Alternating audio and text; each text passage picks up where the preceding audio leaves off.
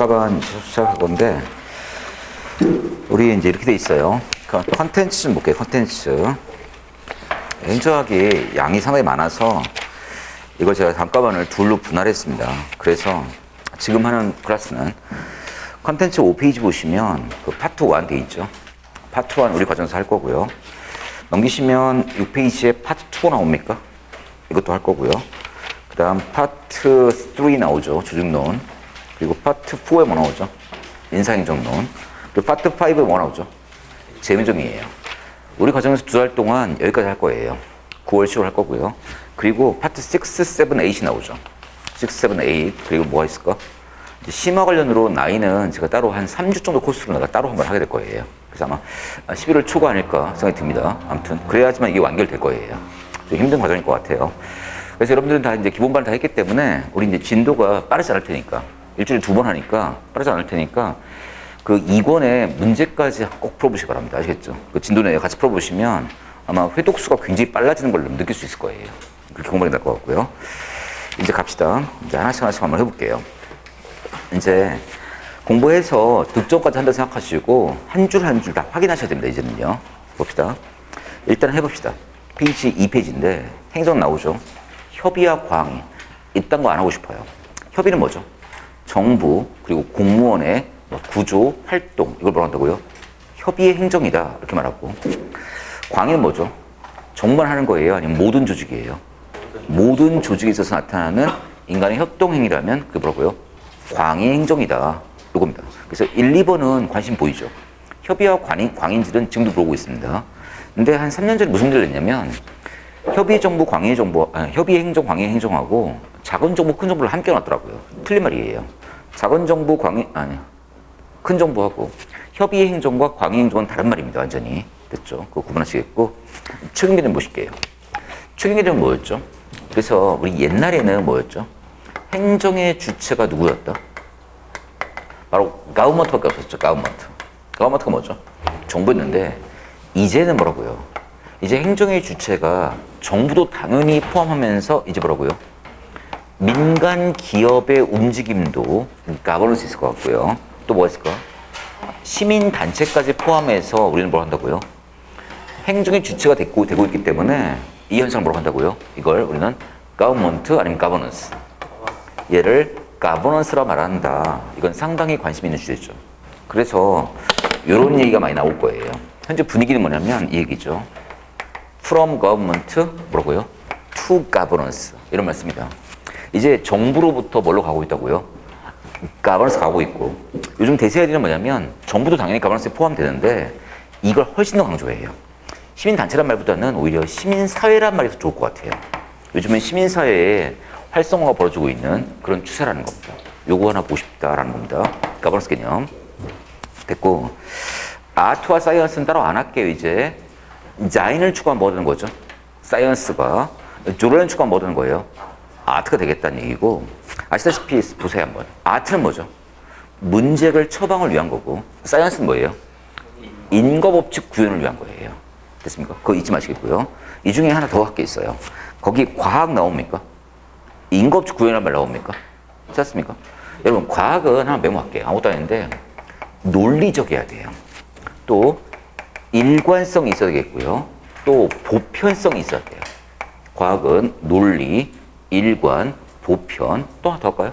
과학은 객관적이 될까, 주관적이 될까? 객관적이어야 돼요. 됐습니까? 또 하나 더 할게요. 재생 가능성이 있어야 돼요. 무슨 말이냐면 어느 과학자가 어느 방법으로 과학적 법칙을 발견했으면 다른 사람이 그 똑같은 방법을 했을 때도 똑같은 결과가 나와줘야 돼요. 이거 뭐라고 할까? 재생 가능한 말을 씁니다. 또 뭐가 있을까? 체계성이 있어야 돼요. 좀 체계적이어야 되겠고요. 하나 더 할게요. 과학은 물어볼게요. 확정일까? 아니면 확률일까? 과학은 절대로 확정이 아니에요.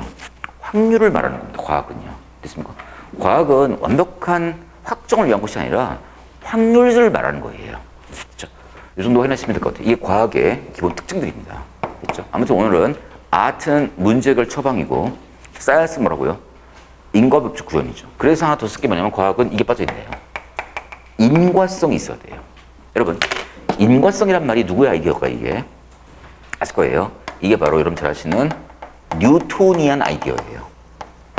또 하겠지만 뉴턴적 생각은 뭐라고 할까? X가 있으면 Y가 있다는 생각이에요. Y라는 결과는 반드시 뭐 때문이다? X 때문이라는 얘기 아닙니까? 얘를 뭐라고 부르냐면 한번 해볼게요. 얘를 뭐라고 할까? 선형적, 비선형적? 선형적. 직선관계라는 거예요. 그래서 선형적 뭐라고 한다고요? 인과관계성이라고 그래요. 됐죠? 나중에 이제 제가 혼돈 이론을 얘기할 때 혼돈 이론은 이러한 뉴턴적 아이디어를 배척하면서 비선형성을 강조하기 시작합니다. 하지만 오늘은 뭘 한다고요? 선형성에 대한 얘기를 할 거예요. 우리가 흔히 공부하는 인과법칙이라는 것은 바로 선형적 아이디어를 말하는 거예요. 이게 뉴턴의 아이디어죠. 뉴턴의 그 유명한 뭐죠? 만유인력의 법칙 아닙니까? 모든 물체는 떨어지죠? 모든 물체는 떨어집니다. 왜 떨어질까? 중력 때문에 떨어지는 거죠. 이게 선형적 인과성이에요. 나중에 혼돈이론에서 뭐예요? 이걸 배척하기 시작할 겁니다. 됐습니까? 오늘은 이 정도로 마감합시다. 됐고, 그 다음 이제 행조된 견해 좀 보실게요. 사람 이름 아셔야 돼요. 사람 이름. 이런 게 힘들죠, 행정아. 포스터프요. 행정은 정의할 수 있다, 묘사만 가능하다. 행정은 묘사만 할 수 있을 뿐이라는 거예요. 내가 그래서 지금 정의하는 거에 묘사하는 거예요. 내 지금 묘사하는 거예요. 행정 선생님은 좀 깔끔하죠, 그죠? 어떻게 수업하시는지 모르겠는데 행정 선생님 지금 PPT로 하세요, 아니면 칠판 판서로 하세요? PPT도 하고 판서도 하고. 아십니까? 아무튼 행정 선생님은 이렇게 뭘 쓸 때 깔끔하실 거예요. 의, 요건, 효과, 판례 좀 깔끔하죠. 근데 우리 행정은 보세요. 벌써 칠판 보면 지저분해. 더러워, 하여가 뭐 하는 거 보면 이랬다 저랬다 체계가 없죠, 그죠? 행정학이 왜 그러냐면 이럴 수밖에 없는 게 정의가 잘 안 돼요. 이렇게 묘사만 가능합니다. 근데 수업 때마다 그래서 뭐예요? 이렇게 얘기했다, 저렇게 얘기했다, 별의별 얘기 다 해요. 이해를 돕기 위해서 묘사를 더 많이 해버리는 거예요. 지저분하죠? 두 번째 보세요. 왈도 나와 있나요? 이쪽 봅시다. 행정은 한 문장, 한 절로 정의 내릴 수 있다, 없다? 없어요. 있다 하더라도, 정의 내린다 하더라도 그것은 지적인 자극을 주는 것이다, 아니면 마비를 불러일으킨다. 마비. 그래서 여러분들 아마 공부하시면 수업 들 땐 다 알아들어요. 집에 가면서 버스 타면 잊어버려요. 그죠? 그리고 오늘 뭐 했나 싶을 거예요. 거의 마비가 벌어지는 일이 벌어지는 게 행정의 특징이라는 겁니다. 이걸 누가 했다고요? 드와이트 왈도입니다. 여러분, 드와이트 왈도 하면 기억나시는 분들만 떠올리세요. 뭐 기억나죠? 행정학을 바로 전문 직업주의라고 말하는 사람이 드와이트 왈도예요. 또 이 사람은 또 뭐예요? 신행정론에 계신 분이 또 드와이트 왈도예요. 그분이 드와이트 왈도입니다. 의미 있게 쓸 얘기입니다, 이게. 드와이트 왈도. 됐고. 됐죠. 이렇게만 얘기하면 또 그러니까 그냥 보여만 드릴게요, 내가. 드와이트 왈도. 잠깐 보여만 드릴게요. 이제는 진도를 왔다 갔다 하면서 볼게요. 다 아신다고 생각하니까. 그렇게 합시다. 잠깐만 보여드릴게요. 어느 페이지냐면, 페이지 89피 보세요. 89피. 89피 보시면, 89피에 하단에 정체성 위기 극복 나옵니까? 네. 여기에 누가 나온다고요? 드와이트 왈도가 나와요. 특히나 쓰세요, 거기다.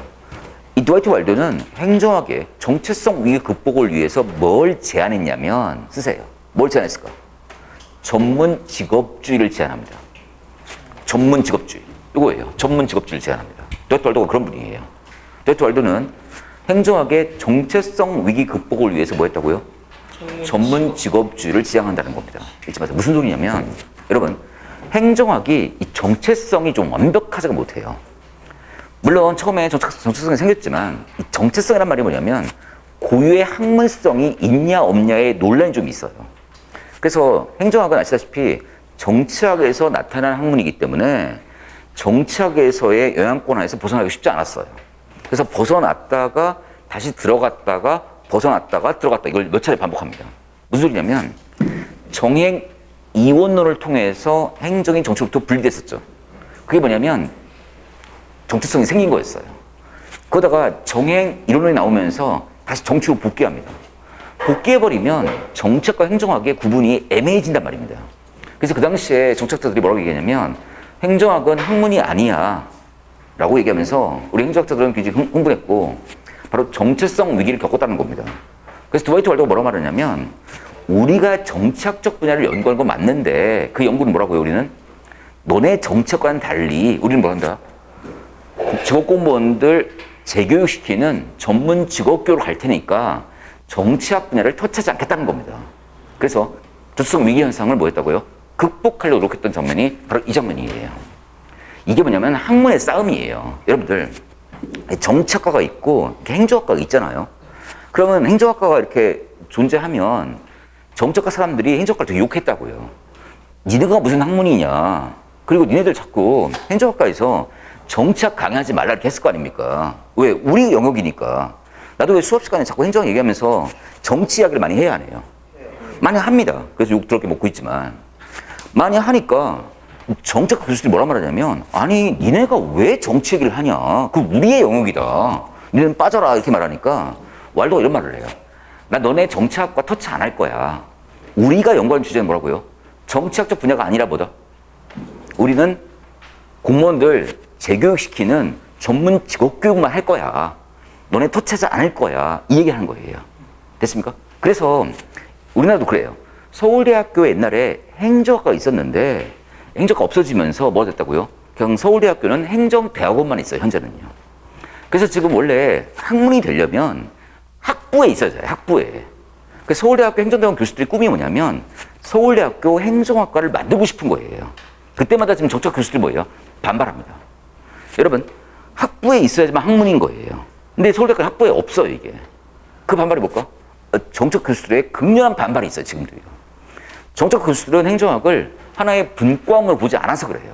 뭔 말 아시겠죠? 그래서 지금도 싸움이 있습니다. 그래서 혹시 여러분 또래, 여러분보다 한 내 또래까지도 어때요? 서울대 행정학과 졸업했다 말하면 사기이거든요. 속지 마야 아시겠죠? 서울대학교 행정학과 있다 없다? 없어요. 또 그 사기에 당하지 마세요 아시겠죠? 또 어떻게 결혼할 때 뭐예요? 서울대 행정학과 졸업했습니다 말하면 뭐예요? 개수되지 말라고 그러세요. 아시겠죠? 여러분 또래, 내 또래까지도 뭐예요? 서울대 행정학과는 없습니다.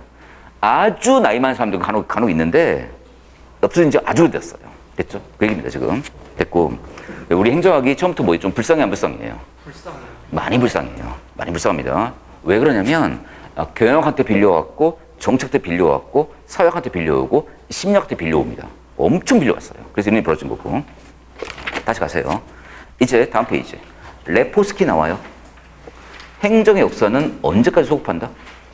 고대까지 소급한다고 말하는 사람 누구? 레포스키. 레포스키 확인하시 바라고요. 네 번째, 글라든 보세요. 행정은 무속 다음으로 오래된 직업이란 말 나옵니까? 그러니까 여러분들이 참 재미없게 이렇게 오래된 직업을 가지려고 하는 거예요. 우리 인류 역사에서 가장 오래된 직업이 뭐라고요? 무당이고요. 두 번째 직업은 뭐냐면 공무원이에요. 여러분이 두 번째 오래된 직업을 가지려고 하는 겁니다. 그러니까 좀 어때요? 재미있을까 재미없을까? 재미없겠죠. 당연히. 재밌을 수가 없어요. 이번 얘기는 행정법쌤이 해주실 거예요. 행정법에서 배우실 거예요. 난 따로 안 할 거고요. 이제 행정학적 행정면 보실게요. 이제 여러분 다 아시니까 쓰고 갈게요. 그냥 뭐가 있을까? 첫 번째가 뭐예요? 행정은 뭐다? 경영이다. 그래서 뭐라고 하는 걸? 관리설이 있고요. 행정은 통치다. 정치다. 통치, 기능설이 나올 거예요. 하나 더 할까요? 행정은 인간의 행태이며 의사결정 과정이고 협동행위다. 다 아시죠? 행정 뭐라고요? 행태설일 거고요. 행정은 인간에 의한 의도적 계획적 변화다. 예, 그게 바로 발전 기능설이고요. 행정은 어려운 사람을 도와주는 것이다. 그게 바로 신행정설이 될 거고요. 행정은 정책을 만드는 것이다. 그게 바로 정책화 기능설이 되는 거예요. 시기 흐름 알아주시기 바랍니다. 19세기 후반기, 얘는 뭐라고요? 1930년대, 얘는 1940년대, 1960년대, 얘는 60년 말쯤, 70년까지 보고 있고요. 얘는 뭐죠? 70년쯤 봅니다. 그래서 보통 문제에 얘가 얘보다는 좀 먼저 나왔어요. 얘가 1969년쯤 보시고요. 얘가 1970 몇 년도로 볼까? 70 한 뭐 1년, 뭐 2년, 3년 이쯤 봅니다. 됐습니까? 그러니까 요 순서는 좀 알아주시기 바랍니다. 얘가 먼저였고 얘가 다음이었어요. 그리고 아시다시피 NPM이 나오게 되고요. 신공무원료 나오게 되고요. 또 뭐 나올까? 뉴 가버넌스설이 나오게 됩니다. 이게 큰 틀이에요. 근데 이 중에 진짜 중요한 게 뭐냐면 딱 이거죠. 봅시다. 여기다 쓸게요. 행정을 경영으로 보면 뭐가 될까? 당연히 뭐예요? 행정관리설이고. 행정을 뭘로 보면? 정치로 보면 못 가요, 당연히. 통칭설이죠. 됐습니까? 아무튼 이렇게 아무튼 그렇다. 이렇게 된단 말입니다. 아시겠죠? 항상 행정은 경영으로 볼 수도 있고 정치로 볼 수도 있겠죠. 뭐 기본관리에서 했는데 행정을 경영으로 보기 시작하면 얘는 뭐예요? 능률을 강조한다, 민주를 강조한다? 능률을 강조하고 행정은 정치로 오기 시작하면 뭐 될까요? 바로 민주를 강조한다. 요건 반드시 기억해 주시기 바란다는 겁니다. 여기서 그냥 해볼게요. 행정이 경영 쪽으로 가면 능률, 정치로 가면 뭐예요? 민주인데. 그럼 배열할게요. 경영, 행정, 정치죠. 그럼 이 중에 순서 볼게요. 이 셋 중에 전문성이 제일 강한 놈이 누구예요? 제일 강합니다. 얘는 좀 약하죠? 하지만 전문성은 행정이 얘보다는 강해요. 뭔 말 아시겠죠? 항상 상대적이에요. 전문성이 강하다, 약하다, 매우 약하다. 이렇게 알아주시기 바랍니다. 아시겠죠? 이렇게 확인합시다. 거꾸로 할까요? 민주가 강한 놈 누구예요? 얘죠? 좀 약하죠? 얘는 아주 약해요. 항상 그런 식이에요. 잊지 마세요. 알겠죠? 됐고. 끝인 것 같아요. 이렇게 확인했고. 이제 우리 사람 이름 들어갑시다. 우드로 윌슨이 그 유명한 연대 나오죠? 1887년 나옵니까? 이때 그 유명한 Study of Administration이라는 논문을 썼죠. 우리말로 뭐죠? 행정의 연구죠. 여기서 뭘 말했죠, 이 사람이? 행정은 일종의 뭐다? 관리작용이란 말 나옵니까? 그 관리작용을 영어로 뭐라고 하냐면 비즈니스다, 비즈니스. 비즈니스 때문에 행정관리처이 생긴 거예요. 그 말 했고. 그 다음, 그 밑에 좀 보세요. 잠깐씩 보세요. 헌법 구성이 어렵다, 헌법 운영이 어렵다. 헌법 운영이 어렵다는 말 나와요. 볼게요. 헌법 구성이 정치 영역이고 헌법 운영이 뭘까? 관리 영역인데 헌법 구성보다 헌법 운영이 더 어렵다. 그런데 어려운데 왜 연구 안 하냐? 이해할 사람 누굴까? 우드로 윌슨이에요. 그래서 이제 뭐 하겠다고요? 헌법을 운영하는 측면을 연구해 보겠다는 겁니다, 이제. 그래서 나온 게 뭐라고요? 행정관리설이에요. 됐죠? 이거 확인됐고. 두 번째 보세요. 만약 어느 강도가 칼을 가른 기술이 있다면 우리는 그의 살인의 의도는 제외시킨 채 칼 가는 기술만을 빌려올 수 있다는 말 나옵니까? 이게 뭐냐면 행정 입장에서 경영과의 목적이 다르죠. 목적이 다르지만 그 기술만은 끌어 사용하겠다는 뜻이에요. 이걸 얘기하는 사람 누구라고요? 우드로 윌슨이에요. 묶음 주시고 이만한 사람 누구라고요? 우드로 윌슨이라고. 우드로 윌슨. 반드시 하셔야 돼요. 그 다음 이제 3번 보세요. 정치는 뭐 하는 거고? 결정하는 거고. 행정은 뭐 하는 거고? 집행하는 거고. 원래 행정이 아까도 얘기했지만 정치 속에 있다가 드디어 행정이 나왔죠, 밖으로. 그래서 우드로 윌슨의 아버지가 태어나게 한 거예요. 그래서 정치는 뭐 하고? 결정하고. 행정은 뭐 하고? 집행하고. 드디어 정치부터 나오니까 뭐예요? 밑줄이요.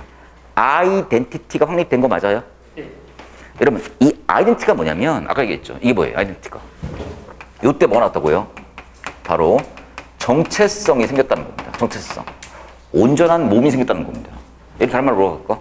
고유성이라 말하기도 하고 독자성이라 말하기도 해요. 그래서 행정의 본 영역이 어디예요? 원래부터가 결정이에요? 아니면 집행이에요? 집행이라는 연구 수조를 가지고 출발시켰다는 겁니다. 됐죠? 확인됐고. 그러다가 행정이 정치로 가면서 뭐예요? 이게 벌어진 거예요. 정체성 뭐 생긴 거라고요? 위기가 벌어진 거라고요. 됐습니까? 그래서 위기는 지금도 끝나지 않은 것 같아요. 근데 아까 왈도가 말한 뭐예요? 이런 극복 노력이 나왔다. 뭐 그 정도인 것 같아요. 됐죠? 하지만 시험 문제에 뭘 낼까? 행정학은 고유성, 아이덴티티가 있다 없다? 있다고 말해 주셔야 돼요. 있다고 말해 주셔야 됩니다. 아시겠죠? 작게 얘기할게요. 진실 얘기할게요. 없어요. 없는데 시험 문제는 뭐라고요? 있다고 해야 돼요. 없으면 행정학을 시험에 치를 수가 없어요. 하나의 학문이 아니니까. 그러니까 있다고 알아두세요. 아시겠죠?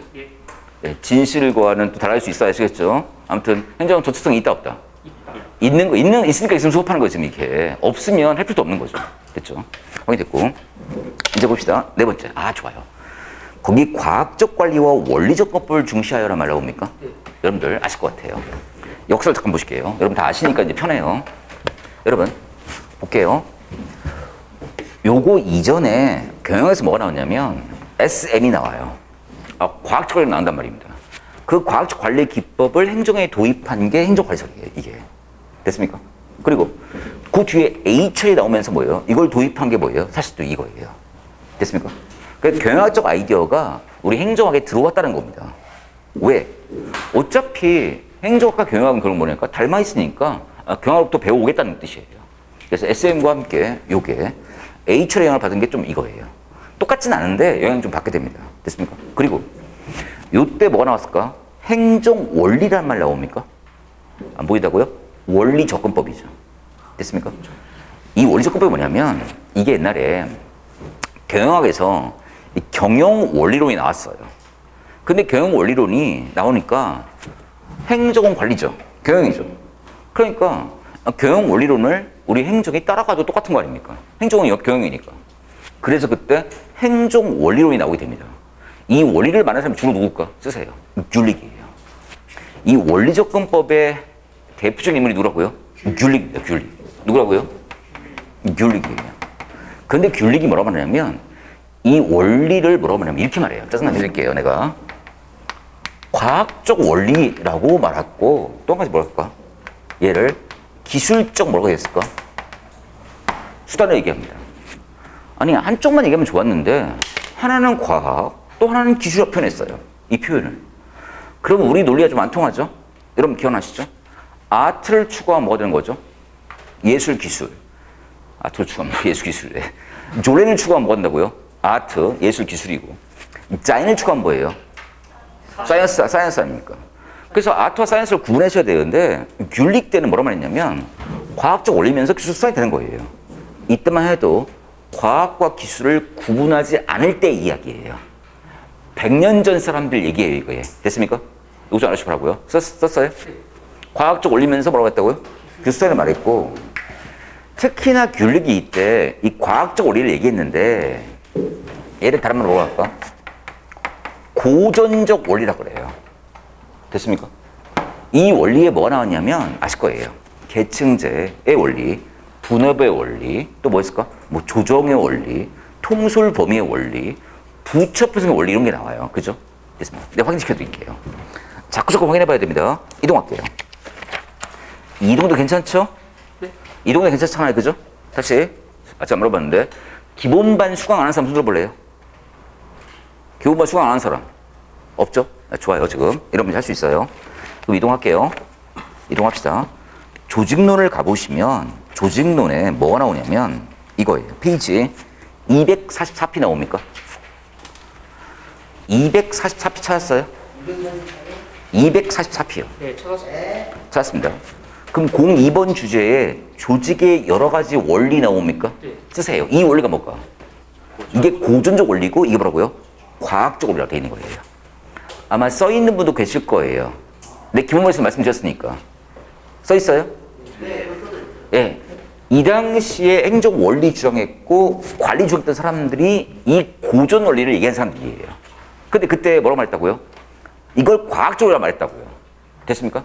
그런데 결론부터 얘기할게요. 뭐 있죠? 계층제, 명목통일, 다음 페이지 뭐 있죠? 통술범위, 또 뭐 있어요? 부처 편성, 그 다음 뭐죠? 분업의 원리, 그 다음 조종의 원리, 또 뭐예요? 뭐 예외의 원리 등 나오죠. 그런 다음에 248피 보세요. 03번. 요거 별표 2개예요. 03번. 조직 원리에 대한 비판 나옵니까? 네. 예. 얘네들이 이게 과학적으로 말했는데 사이먼 교수가 맹 비판을 합니다. 이게 무슨 과학이냐. 객관적 검증이 없게 만들어진 속담이나 격언에 불과하다라면서 맹 비판을 합니다. 미치겠어요. 그래서 이 원리를 주로 말하는 사람 누구라고요? 귤릭이고 대표자가.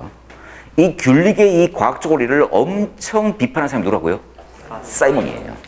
사이먼은 이 과학적 원리는 과학적 원리가 아니다. 이건 단지 뭐다?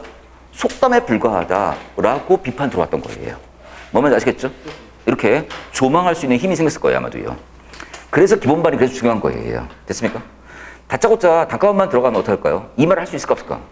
하려면 정말 오래 걸려요. 됐죠? 그래서 이 말을 할 수 있겠다라는 겁니다. 됐죠?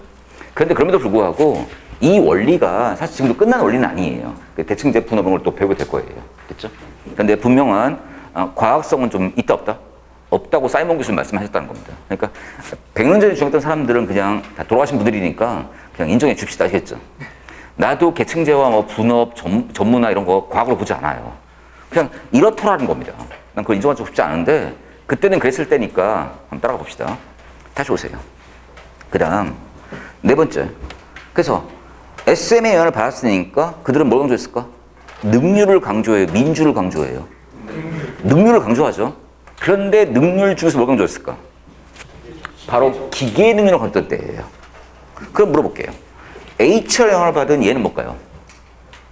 능률을 강조해요? 민주를 강조해요? 민주를 강조하는데 다른 말로 뭐라고 할까? 사회적 능률을 강조해요. 얘는 기계 능률이고요. 얘는 사회 능률이에요. 아시죠? 그런데 능률 하면 주로 뭘 말하는 거예요?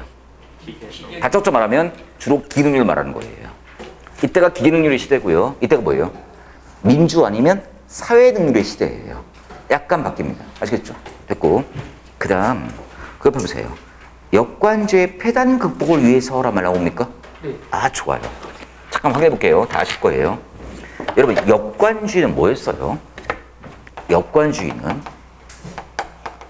정당의 충성도에 따라 관직에 임용하는 거죠. 그럼 이건 뭐였죠? 정치와 행정의 연결이에요, 단절이에요? 연결되고 있지 않습니까? 그러다 보니까 어때요? 이 공무원들이 원래는 시민으로서 일해야 되는데 그렇지 않고 자신의 통치자에게만 집중하게 되죠. 자기 편에게만. 그러면서 뭐가 벌어졌다고요? 부패가 벌어지면서 이 부패를 막으려고 뭐가 벌어졌죠? 실적주의가 벌어지게 되죠. 이건 뭐예요? 충성심을 뽑는 거예요? 시험이에요?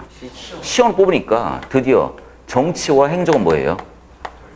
단절된 거죠. 선거로 정치가를 뽑고 공무원 시험을 뽑으니까 단절된 거죠. 이 베이스하에서 뭐가 나왔다고요? 바로 행정 뭐가 나왔다고요? 관리세 나온 거죠. 아시죠? 정행 늘었나? 이혼론이니까. 단절해서 나온 거란 말입니다. 아시겠죠? 그러니까 여권제 폐단극복 의식이 나왔고 그 베이스에서 이게 나왔다. 이 논리예요, 지금. 됐습니까? 확인접할 수 있겠다라는 겁니다. 아시겠죠? 여러분 물어볼게요. 역관주의 인사와 실적주의 인사 중에서 전문성이 강한 건 뭐예요? 100% 실적주의죠. 행정관리사는 그래서 행정을 경영처럼 하겠다는 얘기는 무슨 말일까? 전문성을 강화시키겠다는 뜻이에요. 다시 해볼게요. 세 개 비교할게요. 전문성 강하고 약하고 매우 약하죠. 행정이 이쪽으로 가버리면 뭐 된다고요? 전문성이 강화되는 것이죠. 그 논리예요, 지금 이 논리가. 됐죠? 이런 큰 흐름입니다. 이렇게 하면 별로 외울 게 안 된다, 외울 게 별로 없어요, 사실은요. 됐죠? 국사 시간에 반에 반만 외우세요. 아시겠죠? 국사 그거 장난 아니죠? 그거 뭐 논리 있어요, 그거는? 미쳐요. 우리도 논리가 없어요. 그런데 왜 그러냐면 국사는 과거의 정치와 과거의 역사를 배우는 거지만 우리는 뭐예요? 현대의 정치와 현대 역사를 배우는 거예요. 그래서 사실 정치과 역사하고 거의 비슷해요. 우리도 그 논리가 많지는 않아요. 우리도 역사 현장과 함께 하니까. 하지만 그쪽보다는 그래도 논리가 좀 있습니다. 우리는요. 아시겠죠? 행정법은 좀 더 논리적이에요. 그쪽은 법률 논리이기 때문에. 우리 쪽 그런 게 없지만 숙지해 주시기 바라고요. 5번 됐어요? 역관주의의 폐단 극복을 위한 행정 성립기의 고전적 개념이란 말 나옵니까? 됐죠. 사람 이름 보실게요. 우드로 윌슨입니다. 행정학의 누구죠? 엄마, 아빠? 아빠겠죠. 남자니까 아빠일 거예요. 우드로 윌슨. 우드로 윌슨은 미동 사람이었고요. 미동 사람이었고, 우드로 윌슨은 또 뭐예요? 그 당시 미동 사람으로서 아주 미남으로 평가받은 사람이에요. 그래서 엄청난 인기를 끌면서 뭐예요? 됐던 그런 분이다. 이렇게 말할 수 있겠고요. 됐습니다. 이 정도 보고요. 그리고 우드로 윌슨은 우리한테 의미가 있네요. 민족 자결주의를 통해서 뭐예요? 3.1운동을 촉발시켰던 뭐 그런 배경이 되었다. 이렇게 평가하기도 하고요. 또 들리는 소문에 의하면 우드로 윌슨이 이런 거 뭐예요? 원래 대학 총장이었어요. 프린스턴 대학 총장이었다가 대통령 되신 분이에요. 프린스턴 대학교 정책과 교수 시절에 우리나라 이승만 박사의 박사 논문 지도 교수다라고 평가받는 분이 우드로 윌슨이에요. 그러니까 우리한테는 굉장히 의미 있는 분이 우드로 윌슨이에요. 됐죠? 이승만 박사가 뭐라고 했다고요? 정책 박사예요. 어느 대학에서? 프린스턴 대학에서 정책 박사였고 요때 지도 교수가 누구였다고요? 우드로 윌슨이다. 이렇게 알려져 있는데 모르겠어요. 사실은 모르겠어요, 지금. 근데 지도 교수인지는 모르겠는데 분명히 이승만 대통령이 공부하실 당시에 프린스턴 대학교 교수던 건 사실이에요. 정책과에서. 그러니까 분명히 두 분은 아는 사람일 거예요. 아마도요. 그래서 그 사람입니다. 됐고. 우드로 윌슨이었습니다. 됐고. 두 번째 보세요. 굿노우 나오나요? 네. 별표 두 개 하세요. 아마 내가 하나만 했을 텐데 두 개 하세요, 오늘은요. 굿노우는 정치는 국가의사 뭐죠? 결정이고 행정은 뭐다? 국가의사 뭐다? 집행이다. 똑같은 얘기죠, 그죠? 결정은 누가? 정치가. 집행은 누가? 행정이. 됐습니까? 굿노우 잊지 마세요. 1900년도죠, 900년도. 벌써 120년 전이죠. 옛날 분들 얘기 좀 알아주시기 바랍니다. 굿노우. 다음 피. 시정개혁운동 나옵니까? 됐습니까? 네. 여러분, 이게 뭐냐면 19세기 후반기가 엄청난 뭐예요? 이게 부패의 시기였고 낭비의 시기였던 거예요. 이때 잠깐만 배경 설명할게요. 뭐냐면 요때 미국의 많은 시들이 특히나 시카고시가 많이 했는데 금주법을 시행합니다. 그 당시에 미국은 총교도 나기 때문에 술을 상당히 죄악시한다는 거예요. 그래서 그 당시에 깨끗한 정신적인 수행을 위해서 뭐 하자고요? 술을 못 마시게 하겠다라는 말 법이 만들어집니다. 됐습니까? 그럼 봅시다. 그러면 사람은 술을 마시고 싶을까 안 마시고 싶을까? 무지 마시고 싶겠죠? 이걸 금지시키니까 진짜 안 마셨을까 아니면 밀주를 만들어 먹었을까? 밀주를 만들어 버립니다. 됐습니까? 그 밀주를 만드니까 아무 시장이 생겼겠죠? 여러분 블랙마켓이 생기면 당연히 가격은 비싸져 싸져요? 위험 부담이 있으니까 비싸지겠죠? 비싸지니까 흔히 말하는 뭐예요? 마피아가 뭐예요? 이 사업에 진입합니다. 그래서 그 진입했던 대표 마피아 아세요? 유명한 분인데? 밤의 대통령이라는 분인데? 알카포네예요. 들어봤을 거예요. 영어도 많이 나왔고요. 알카포네 들어봤죠? 네. 알카포네가 뉴욕 출신이지만 시카고에서 활동하고 있었어요. 시카고를 장악하면서 뭐 한다고요? 알카포네가 완벽한 뭐예요? 밀주 사업으로 돈을 엄청 벌게 됩니다. 그래서 알카포네 시절에는 마피아들이 웃긴 게 벌어지는 게 뭐냐면 밀주를 팔고 있는데 잡히는 거 안 잡히는 거예요. 안 잡혀. 왜 안 잡혔을까? 뭘 왜 안 잡혀? 공무원, 경찰 다 먹인 거예요. 그러니까 잡는 놈, 규제하는 놈이 뭐예요? 다 같은 편인 거예요. 잡을 수가 없겠죠. 됐습니까? 바로 이런 작업이 생기기 시작합니다. 됐습니까? 그때부터 뭐예요? 흔히 낮은 대통령이 지배하지만 밤은 누가 지배한다? 알카포네가 지배한다. 이런 얘기가 나오기 시작했다는 겁니다. 그래서 알카포네는 정말 혁신적인 사람이에요. 그래서 빠른 배송을 위해서 뭐예요? 물류 시스템을 완비해서 일반 뭐예요? 뭐 했다고요? 술을 전국망, 미국 전역에 뭐예요? 빠르게 공급하는 전국 네트워크를 만든 사람이 알카포네예요. 마피아였지만 그 사업 수완은 정말 요즘 말하는 거의 아마존에 보금가는 그런 사업을 했던 겁니다. 아시겠죠? 이 정도 확인하시면 되겠죠? 할까 싶고요. 아마 여러분 아실 텐데, 그 당시에 미국이 이제 뭐냐면, 그 당시에 이제 밀주 사업이 성행하니까 어떻게 됐을까? 다른 밀주업자가 생겼을까 안 생겼을까? 알카포네 이외에. 생겼어요. 마구마구 생겼고. 또 밀주를 통해서 또 이게 버젓이 돈 받고 처먹기 시작하면 또 뭐예요? 반발이 나오겠죠? 얘네 규제 왜 안 하냐는 시민사회에 반발이 있지 않습니까? 그러니까 알카포네 사업이 점점 힘들어지는 위기에 봉착할 때 알카포네가 또 아이디어를 짜냅니다. 어차피 이 사업은 끝났다. 이 사업은 끝났다. 밀주 사업은 끝났다. 어차피 그 당시에 뭐냐면 이제 금주법을 폐기하자는 얘기가 나왔다고요. 금주법을 폐기해버리면 알카포네 밀주 사업은 끝나는 거죠. 그때 알카포네는 머리가 참 좋아요. 그때 뭐예요? 여러분 잘 아시는 뭐예요? 네, 우유 사업 시작합니다. 아시네요. 그 당시에 금주법 폐기 이유를 대비해서 뭘 했다고요? 우유 사업에 손을 대기 시작해요. 드디어 여러분들 뭐 나올까? 여러분 우유에 유통기한이 있습니까? 네. 유통기한이 있도록 로비를 한 사람이 알카포네예요. 왜? 유통기한을 표시한 정책을 펼쳤기 때문에 알카포네는 이미 뭐라고요? 전국망을 확보했다고요. 전국 네트워크 배송망을 확보했다고요. 유통기한이 있는 것과 없는 것은 알카포네가 큰 차이가 나요. 알카포네는 뭐예요? 당일에 새우버섯까지 아니겠지만 당일 배송을 가능하게 했던 친구예요. 다른 애들은 뭐예요? 당일 배송이 불가능해요. 그래서 그걸 만든 사람이 또 알카포네예요. 이런 엄청난 부패의 시기를 맞이해서 미국 시정부에서는 이제 개혁이 필요하다는 얘기가 나오게 된 거예요. 이 부패를 막아보겠다는 계획이 나온 거예요. 그래서 나온 게 뭐라고요? 그 시정개혁운동이에요. 이 시정개혁운동의 대표적인 연구소가 있는데 지금도 있어요. 미국 보세요. 두 줄에 있어요. 뉴욕 시정조사연구소 나옵니까? 뉴욕 시정조사연구소 찾았어요? 반드시 하셔야 돼요. 뉴욕 시정조사연구소는 지금도 활동하고 있는 대표적 기관입니다. 됐죠? 그건 잊지 마세요. 여기서 개혁운동 했다는 겁니다. 됐고. 그래서 생각보다 이 제목이 뭐예요? 무슨 운동이죠? 시정개혁운동. 아니, 제목이. 시정개혁운동인데 옆에 뭐가 써있죠? 행정개혁을 위한 무슨 운동? 진보주의 운동이죠. 여러분들, 우리가 흔히 진보라고 말하면 어려운 사람을 돕는 그것만 진보로 생각하는데 이때 진보는 뭐라고요?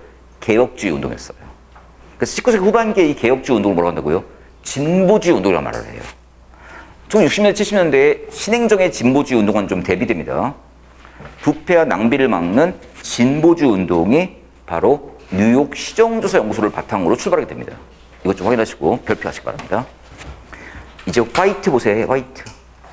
사람 이름만 기억하세요. 화이트. 지금 어디 하고 있죠, 제가? 여기 하고 있어요. 여기. 4페이지가 아니라 여기 하고 있는 거예요. 4페이지 외워서 뭐예요? 이걸 알아야죠. 됐죠? 여기 하는 겁니다. 이 사람은 최초로 행정학 교과서 쓰신 분이고 4번에 귤릭 나와요. 아, 너무너무 유명한 인물이죠. 귤릭. 밑줄 볼까요? Papers on the Science of Administration. 이라고 되어 있습니까? 이걸 우리말로 행정학 논문집이라고 그래요. 이 행정학 논문집. 행정학 논문집이라고 우리가 흔히 명명합니다. 우리말로. 이 논문집을 누구와 함께 편찬하냐면 5번에 누가 나올까? 어윅 나와요. 어윅. 네. 귤릭과 어윅이 이 논문집을 편찬합니다. 이 사람 이것 좀 알아주시라고요. 또 귤릭하면 아실 거예요. 초월자의 기능을 얘기하는 사람이죠. 포스트코브라고 말하는 사람이 바로 귤릭이에요. 됐죠? 그래서 아무튼 귤릭을 꼭 기억하시기 바랍니다. 귤릭 나오면 뭘 찍으라고요? 1번 찍어야 돼요? 2번 찍어야 돼요? 100% 1번이에요. 귤릭. 귤릭은 유명한 인물이에요. 그 다음 5번에 이제 윌로우비 나와 있네요. 이 정도 그냥 합시다. 그리고 또 무니 나와요. 무니. 네. 혹시 무니가 뭐라 말했는지 기억나세요? 조직 제1의 공인은 조정이다 라고 말해서 누굴까? 그 사람이 무니예요. 조직 제1의 공인은 뭐라고요? 쓰지 마세요. 쓰지 마세요. 찾아드릴게요. 이제 승부는 뭐라고요? 책잡기 승부예요. 찾아드릴게요. 아까 했던 파트죠. 찾아드릴게요. 내가 같이 책잡기 승부 볼 거예요. 페이지 어딜까? 247페이지예요. 247 보시면 247에 보시면 뭐 나올까? 247페이지 보시면 조정의 원리 나옵니까? 조정의 원리의 목적이 뭐죠? 재반 활동을 통일시키는 거죠. 재반 활동을 뭐 한다? 통일시키는 업무를 한다는 말 나와요. 됐습니까? 그리고 이게 공부의 필요성이고 문의가 이를 뭐라고 말했다고요? 조직 제1의 원리다라고 말했던 분이 문의예요. 그 문의가 여기 계신 분이에요. 잊지 마세요. 아주 유명한 인물입니다. 됐습니까? 아무튼 고전 원리 과학적으로 말하는 사람은 다 어디 있는 분이라고요? 여기 계신 분들이에요. 다. 됐습니까? 끝났고요. 이제 통치기능설입니다. 다시 가세요. 통치기능설은 누가 얘기했을까? 많은 사람이 나오는데 일단 이것부터 합시다. 행정은 뭐다? 통치다. 정치다. 그러니까 이제 정행-매론론, 이원론에서 뭐로 가는 거예요? 정행-이론론으로 가는 거죠. 공사행정-이론론에서 공사행정-이원론으로 가는 거죠. 됐습니까? 이건 정행-이론론이에요. 이제 행정-정치를 봤던 겁니다. 한번 봅시다. 누가 나오죠 이제? 대표적부터 먼저 볼게요. 디목 나와요. 네. 디목. 이 사람이 바로 사회적 능률을 많은 사람이 디목이에요. 디목 잊지 마세요. 디목. 디목. 보이고 있죠 지금? 사회능률 나옵니까? 애플비 나와 있어요. 네. 이 사람 별표 하나 따로 하세요. 애플비는 시험 많이 났던 질문이고요. 가우스. 가우스가 이 사람이 생태론자예요. 혹시 가우스 기억나세요? 가우스의 환경 기억나세요? 가우스의 환경? 기억나세요? People, Place, Physical Technology, Personality, Social Technology, which is an idea, 커트로스피 얘기하는 사람이 가우스예요. 기억나는 거 맞아요? 낱낱치고요. 그 가우스가 여기도 계세요. 가우스가. 그 가우스예요. 다음 페이지. 세이어 보실게요. 세이어는 두 줄로 보셔야 됩니다. 밑줄 거의 있을 거예요. 공행정과 사행정은 모든 중요하지 않은 점에서 근본적으로 같다라는 말 나와요. 중요하지 않은 건 같으면 무슨 말이에요? 중요한 건 다르니까 공사행정 매론론, 이원론인 거예요. 참 말 더럽게 어렵게 하죠, 그죠? 아, 나 이렇게 말하는 사람이 제일 싫어, 하여간 보면. 이렇게 부정으로 물어보는 사람이, 말하는 사람이 정말 싫어요. 그러니까 짜증나죠, 지금. 그 다음, 이제 5번 프레딕슨이에요. 프레딕슨이라는 이 인물은 여기도 계신 분이면서 여기도 계신 분이에요. 물론 프레딕슨은 사실 여기에 대표인물인 건 사실이지만 오늘 여기서도 보입니다. 이분이 무슨 말 했을까? 밑줄 보세요. 정부행정이라는 용어를 쓰자고요. 공공행정이라는 용어를 쓰자고요. 정부행정 용어를 쓰지 말고 뭘 쓰자? 공공행정 용어를 쓰자. 정부행정이라는 용어를 쓰면 자꾸 행정을 정부 관점으로 이해하는데 공공행정 용어를 쓰면 행정 관점을 뭘로 이해할 수 있다? 시민 관점으로 이해할 수 있는 거 아니냐. 이런 말이 나와주고 있는 거죠. 게임 끝입니다. 그 다음 다시 돌아가 볼게요. 내용 보세요. 내용이 1번입니다. 경제 대공황 문제 해결을 위해서 드디어 뭐예요? 정치가들이 전문성이 떨어지니까 누가 나섰다? 누가 나섰다? 공무원이 나섰죠? 공무원이 드디어 집행만 한 거예요? 결정까지 한 거예요? 결정까지 했으니까 행정이 무슨 역할? 적극 역할이란 말 나옵니까?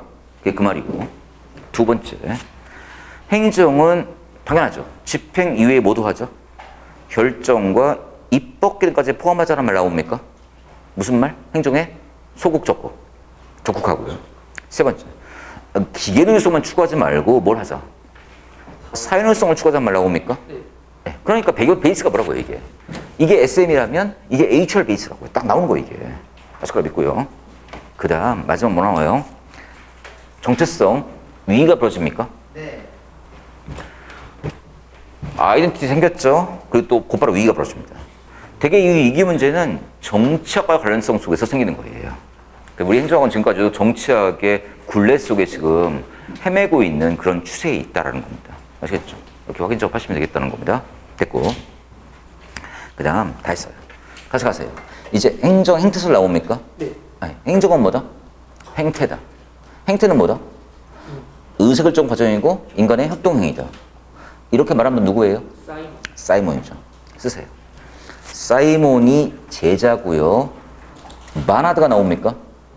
이 사람이 스승이에요. 사이몬 옆에 제자, 마나드 옆에 뭘 쓴다고요? 스승 쓰세요. 스승. 사이몬 제자, 마나드 뭐? 스승 썼어요? 네. 이것도 시원했어요. 단입니다. 아시겠죠? 하지만 사이몬이 훨씬 더 유명한 인물이에요. 이제 작업부터 갑시다. 행정관리설과 행정행태설 나옵니까? 저 보실까요?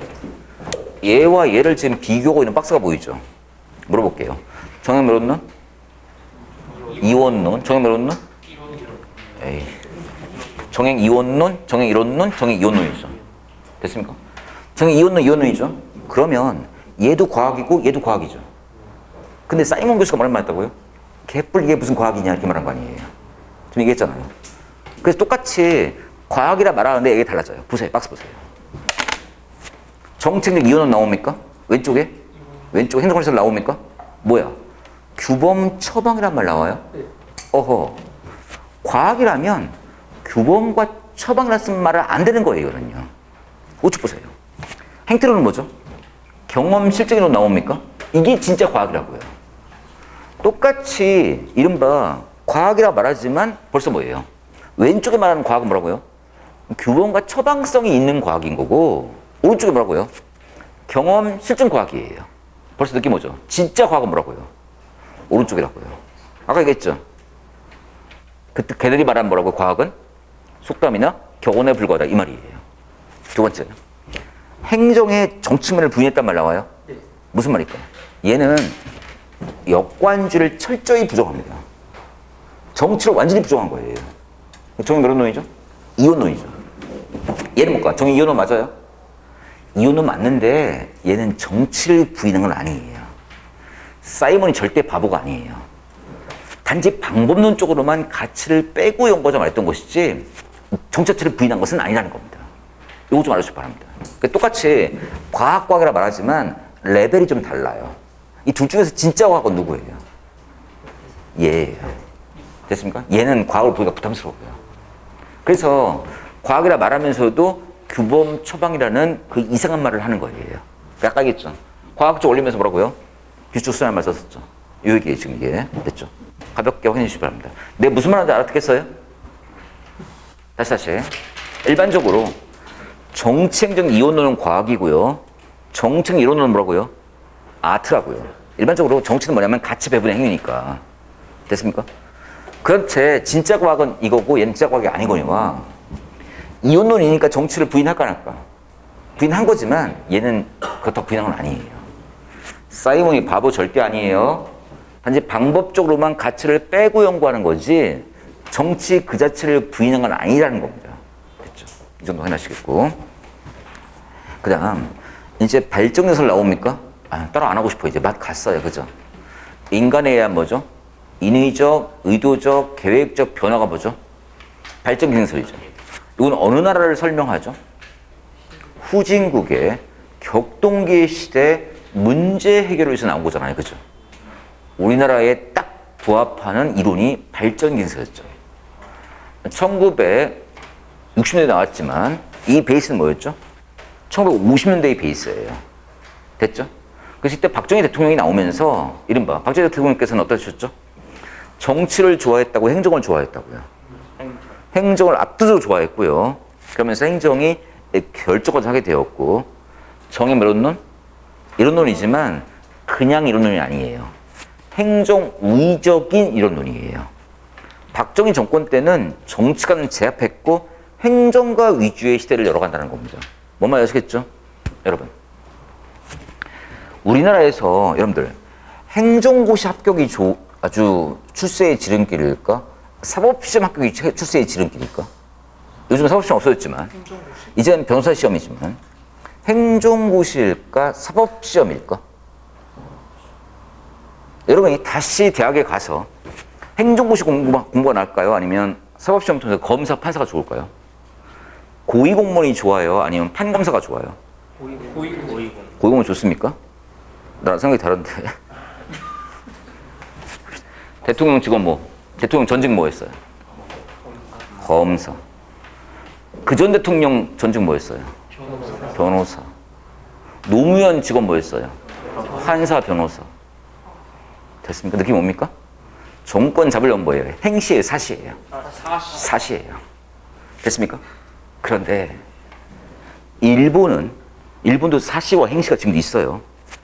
근데 사시도 세요. 굉장히 중요해요. 일본은 그런데 이 행정고시 출신들이 뭐예요? 출세의 핵심이에요. 사실은요. 됐습니까? 일본은 그래서 관료권이 세다 약하다. 관료권이 무지 세요. 걔들은. 그래서 판검사 힘도 세지만 오히려 행정부 공무원 힘이 무지 세요. 느낌 뭡니까? 박정희 대통령께서는 뭐예요? 일본을 너무너무 좋아한 분이에요. 그런 말 하면 부담스러워. 이제 촬영하고 있는데 지금 부담스러워 죽겠는데.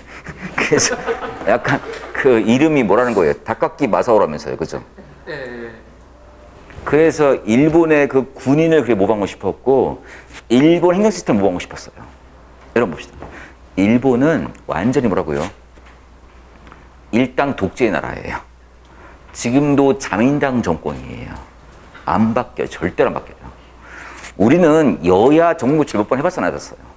무지 해봤죠. 일본은 경제는 선진국이지만 정치는 뭐라고요? 후진국이에요. 일본의 나라가 행정 우위성이 굉장히 강해요. 뭔 말 아시겠죠? 그래서 일본은 이른바 정치행정이 이른바 관료주의에 아예 물들어 있어요. 그리고 웃겨요. 일본은 지금도 뭐 할까? 일본은 행정정보 시스템을 통해서 인터넷 정보 시스템을 쓸까 안 쓸까? 안 써요. 지금도 뭐예요? 수기 작업이에요, 다. 지금도 손으로 해요. 그리고 뭐예요? 계산기 두드리고 있어요. 일본은 그런 나라예요. 더럽게 관료주의에 물들어 있는 나라예요. 왜? 일본은 뭐예요? 행정 관료가 장악했기 때문에 그러해요. 지금도 수기 작업을 엄청 많이 하는 애들이에요. 됐습니까? 일본 가보시면 답답증 터질 겁니다, 아마도요. 됐습니까? 일본은 관료권이 엄청 강해요. 그래서 일본에서 행정고시 합격을 해서 흔히 말하는 일본의 지금 우리나라로 말하면 기재부라고 하는 부서가 어딜까? 대장성이에요. 일본 대장성 관료가 되면 그때부터 뭐예요? 대기업 사위가 될 가능성이 커져요. 일본은 뭐예요? 경제부처와 뭐라고요? 일본 대기업과의 결탁이 되게 심한 나라예요. 됐습니까? 이 정도 확인 작업하시면 되겠다는 겁니다. 아시겠죠? 얘들이 그래서 뭐예요? 결탁하면서 뭐예요, 이제? 장관 되고, 총리 되고, 그들끼리 해먹는 나라예요.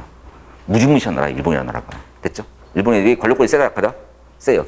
그걸 모방한 게 박정희 대통령이에요. 그래서 같은 정행 이론론이지만 뭐예요? 철저히 행정 우위적인 뭐라고요? 정행 이론론이에요. 됐습니까? 그래서 박정희 대통령만 해도 뭐예요? 일본 스타일의 뭐예요? 그런 행정 시스템이 많이 차용이 됐던 기억이 난단 말입니다. 아시겠죠? 더 생각은 안 할게요. 됐죠? 박쥐 대통령은 또 많은 공이 있는 분입니다. 그건 분명히 인정합니다. 나도요. 경제 발전을 시켰던 분이죠. 됐고. 그 아이디어가 발전연설입니다. 됐고. 그래서 보실게요. 2번 보세요. 인간의 변동 대응력을 강조해서란 말 나옵니까? 그래서 공무원을 무슨 주체로 파악한다? 변동의 주체로 파악한단 말 나와요. 별파세요. 강력한 얘기입니다, 이게. 그래서 공무원은 그래서 뭐예요? 소극적 행동을 해야 돼요? 적극적 행동을 해야 돼요? 적극적 행동을 하도록 만들었던 이론이 발전 기능설이에요. 이때부터 우리는 국가 주도 발전이 이루어졌던 거예요. 그래서 비정상적으로 우리 대한민국이 뭐라고요? 행정의 힘이 컸다 작았다. 무지무지 컸던 나라라는 겁니다. 됐습니까? 그러니까 지금도 행정의 힘이 지금도 크다 작다. 큰 편이에요. 그래서 지금도 필연적으로 큰 정부일 가능성이 큰 거예요, 결국은요. 됐습니까? 그래서 미국과 우리나라는 좀 다른 양상이 됩니다. 아시겠죠? 그런데 발전 요소는 아시다시피 뭐냐면 발전은 원래 정치, 경제, 사회, 문화, 행정이 함께 발전하는 뭐여야 된다고요? 균형 발전이어야 되는데 우리 때는 우리 박쥐 대통령 때는 그럴 때가 아니었죠. 그래서 어떻게 했다고요? 행정과 경제를 먼저 발전시킨 다음에 나머지를 따라오게 하겠다는 무슨 발전이었을까? 불균형 발전이 이루어지게 됩니다. 그 불균형 발전이 지금도 이어지고 있는 거예요. 정치, 사회, 문화가 아직까지도 그만큼 수준을 못 알아주고 있는 거죠. 그런 한계점도 봉착된 이론이 발전 기능설이라는 겁니다. 됐죠? 그 얘기입니다. 됐고. 다음 표 보실게요. 이제 신행정 나옵니까? 신행정은 이제 뭐라고요? 이제 미국 얘기입니다. 대한민국 격동기 시대의 문제 해결은 바로 뭐라고요? 발전이라면 신행정은 뭐였죠? 미국 격동기 시대입니다. 1960년대가 미국의 어떤 시대였죠? 엄청난 격동의 시대였죠? 이때 미국에서 무슨 일이 벌어졌을까? 사회적 약자의 문제가 벌어지기 시작합니다.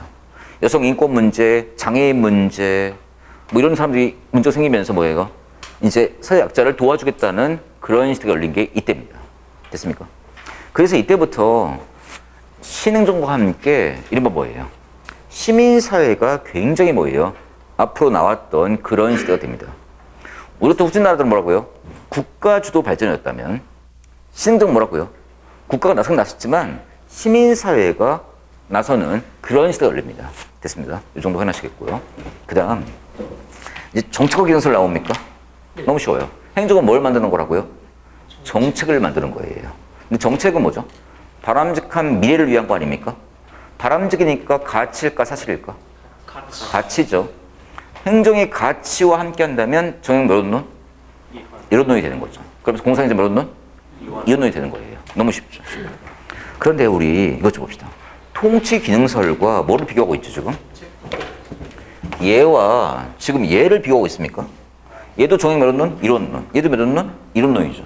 근데 비교를 어떻게 하는지 봅시다. 한번 볼게요. 통치 기능설은 어디를 배경으로 하죠? 다원주의 사회를 배경으로 합니까? 여러분 잠깐만 봅시다. 여러분 요게 나왔던 배경이 뭐였죠? 1929년도 경제 대공황이죠. 여러분 유럽에서 이민 왔죠. 미국으로 이민 왔을 때 여러분들 영국 애들만 온 거예요? 다 온 거예요? 다 왔어요. 유럽 애들 다 왔어요. 뭐 영국 애들, 네덜란드 애들, 뭐 프랑스 애들도 갔고 독일 다 갔어요. 다이가 다. 그러니까 미국 그러니까 민족이 되게 다양하지 않습니까? 여러분 그 당시 영국에서 또 프랑스에서 이태리에서 간 애들 봅시다. 원래 오랫동안 군주 국가를 경험한 나라들이기 때문에 귀족과 평민 개념이 있었을까 없었을까? 있었어요. 당연히 귀족과 평민 개념이 있었던 거예요. 그런데 봅시다. 아메리카 대륙에 갔을 때는 뭐예요? 귀족 평민 개념이 있을까 없을까? 여러분 봅시다. 우리나라에서 귀족 평민이 구분이 있는 거지 일본 놈한테 귀족 나오면 뭐예요? 우리가 인정할 수 있습니까 없습니까? 없죠. 섞여버리면 귀족 평민이 사라지는 거예요. 미국에서는 뭐예요? 뭐가 귀족과 평민을 가름하는 기준이었을까 이제? 핏줄이니까 돈이니까. 돈입니다. 그죠? 그러면서 돈을 중심으로 뭐 자본주의를 중심으로 뭐가 됐다고요? 귀족과 평민 개념이 나눠지기 시작해요. 미국에서는요. 그러다가 이때 뭐예요? 29년도 경제 대공황으로 다 망했다고요. 여러분 부자 망하면 뭐 별거 있습니까? 여러분 이재용 돈 없으면 나나 이재용이나 뭔 차이가 있습니까 대체? 됐습니까? 다 망해버리니까 뭐예요? 너나 나나 똑같아진 거예요. 그러면서 뭐 생겼을까? 다원주가 생긴 거예요. 그래서 정치권력이 뭐예요? 분산된 배경이 됩니다. 이때가. 됐습니까? 요때쯤 뭐가 될까? 다시 또 자본주의가 또 활성화되면서 뭐가 될까? 불평사회가 되기 시작합니다. 미쳐보세요. 여기는 다원주의 사회 베이스고요. 여기 뭐라고요? 불평사회 베이스예요. 요 60년, 70년대가 뭐라고요? 불평등이 고조했던 시대를 말하는 겁니다. 됐습니까? 그래서 이 신행정부와 정책 건설 시대가 이 불평등한 어려운 사람을 도와주겠다고 말했던 그런 시대고요. 미국에서 1970년대쯤이 뭐라고요, 이게? 바로 무슨 시기였을까? 가치주의의 시대입니다. 우리만 그런 게 아니라 전 세계, 미국만 우리 뭐 전 세계 다 그래요. 1970년대가 뭐였다고요? 가치주의의 시대가 도래한 거예요. 절대 잊지 마세요. 그래서 여러분들 1970년대에 나왔던 올드팝 들어본 적 있어요? 올드팝? 너무 오래됐나요? 올드팝의 가사를 보면 말입니다. 참 아름다워요. 그 당시 그래서 가수로서 최근에 노벨 문학상 수상한 가수가 계신데요. 노벨 문학상 수상한 그 당시의 가수. 최근 수상했지만. 밥 딜런 아세요? 밥 딜런? 네. 밥 딜런이 그 당시 가수였고요. 최근에 노벨 문학상 수상한 거예요. 대중가요가 뭐라고요? 노벨 문학상 수상할 정도의 아름다운 그런 뭐예요? 시예요, 사실상. 밥 딜런 노래는요. 나중에 기회 되시면 밥 딜런 노래를 한번 영문 그대로 한번 보시면서 음악 들어보세요. 달라요. 요즘 노래 들어보세요. 가사가 안 들려. 뭔 말인지 모르겠어요. 하지만 그 당시엔 뭐예요? 가사가 인간의 가치라는 개념을 굉장히 강조하고 있고요. 밥 딜런 많은 노래들은 뭐예요? 그 당시에 인간의 가치를 중요시했고요. 또 전쟁을 반대하는 노래가 굉장히 많아요. 반전과 함께하는 노래가 굉장히 많습니다. 그런 분위기예요.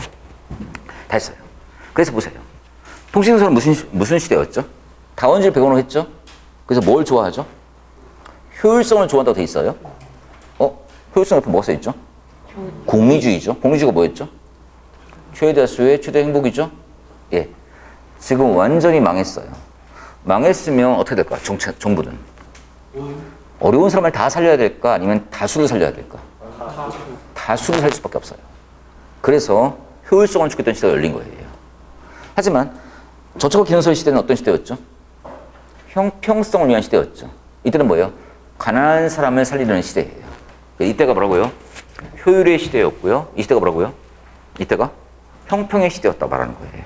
됐죠? 그렇게 비교했습니다. 가볍게 발표하세요. 다음 P 박스는 여러분이 보세요. 나 따로 안 볼게요. 이미 다 봤으니까. 뭐 사람 이름 중에서 제일 중요한 얘기는 여기가 여기예요. 내가 물어볼게요. D목 어디예요? 1번, 2번. D목 2번. 애플비. 애플비. 말이 분분해. 왜 찾아봐요? 애플비. 말이 분분해. 왜 이것도 학생 대립이 있어요? 애플비 어디 있어요? 2번에 있어요. 됐습니까? 그 다음 굿노 1번. 파이트 1번. 세이어 세이어 몇 번이에요? 2번이죠. 됐습니까? 어윅 1번. 귤릭 1번. 됐습니까? 이렇게 맞추는 거예요. 아시겠죠? 요거 꽤나 의미 있습니다. 한 문제까지 충분합니다. 그거는요. 됐고. 그 다음 공사번 보실게요. 공사번. 정치는 관계 나옵니까?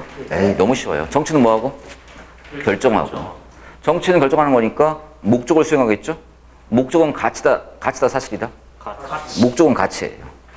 행정은 뭐 하는 거죠? 집행하는 거고 수단과 사실을 추구하는 거죠. 왼쪽 페이지 보고 있어요. 7페이지. 7페이지 마지막 보고 있어요. 됐습니까? 하지만 요즘은 이런 구분의 의미가 있다 없다? 없어요. 이제 행정도 뭐 하니까? 정치 영역도 하니까. 됐습니까? 끝이에요.